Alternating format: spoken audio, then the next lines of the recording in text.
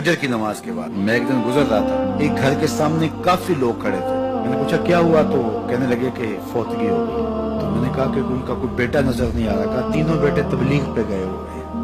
मैंने कहा अच्छा, माँ की फिर अचानक तबीयत खराब हुई होगी, कोई हार्ट का मसला बन गया। कहा नहीं, माँ फालिज में मुब्तला थी। मैंने कहा फिर तो बहुत ज्यादती है कि माँ फालिज में मुब्तला और तीनों बेटे तबलीग पे गए। माँ को जरूरत है, बेटा जाके पीर के दरबार पे बैठा है, गौसे आजम भी हैं तो फैज नहीं मिलेगा। पहला मुर्शिद माँ है। मैं बार्सिलोना के एयरपोर्ट पे था, तो वहां कोई अपना हम जुबान मिल जाए बैरूनी दुनिया में तो बड़ा अच्छा लगता है।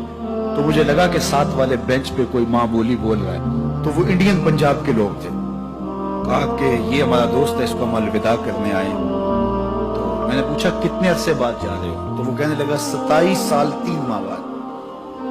तो मुझे दिलचस्पी पैदा हुई, तो मैंने कहा कि इतना सा, कहा कि बस वो आया था और ऐसा उलझा, कागजात का मसला बन गया, तो अब अल्लाह ने बेहतरी किया तो अब जा रहा हूँ। जब आया था उन फवाने शबाब था और अब तो बुढ़ापा उतर रहा है।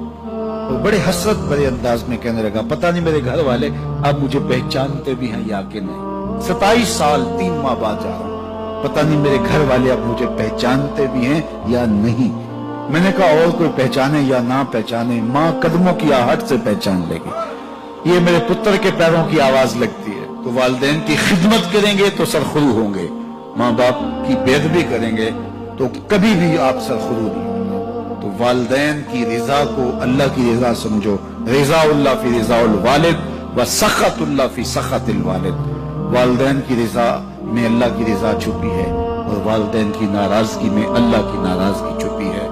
ये तुम्हारे लिए दीन है। नवाफिल पढ़े जा रहे हैं लेकिन माँ बाप को जरूरत है तो उनकी खिदमत नहीं कर रहे। अल्लाह को वो नवाफिल कबूल नहीं है।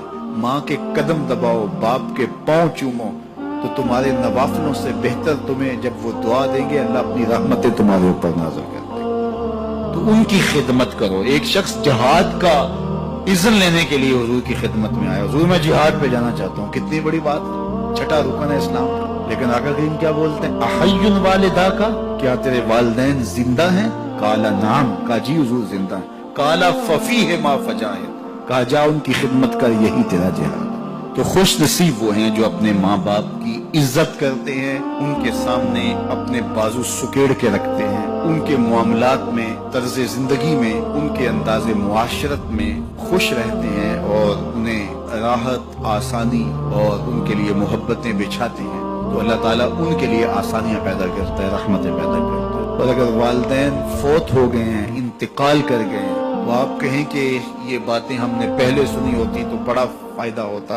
अब तो वालिदैन इस दुनिया से जा चुके हैं, तो अब हम उनकी खिदमत कैसे कर सकते हैं? उनके लिए दुआ करें, उनकी रूह भी आपसे राजी हो जाए। उनके लिए जुम्मतुल मुबारक के दिन सूरह यासीन पढ़े जाके उनकी कब्र पे, तो उनकी भी मग़फ़िरत हो जाएगी, आपकी भी मग़फ़िरत हो जाएगी। ये वालिदैन के साथ उसने सलूक का नतीजा है। वालिदैन की रिज़ा जोई हमेशा मलहूज़ रखो। जो खुश नसीब अपने वालिदैन को राजी रखे हुए हैं उन्हें मुबारक देता हूँ।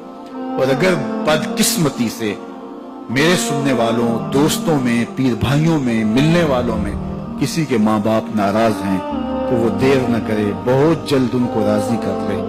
उनकी रिज़ा तुम्हें दुनिया आखिरत की सरखुरियाँ और कामयाबी नसीब करेगी। वो शख्स अपने वालिदैन के लिए रोजाना मग़फ़िरत की दुआ करे। वालिदैन जिंदा हों तब भी, फौत हो गए हों तब भी, इसमें कभी भी नागा न करे। सारी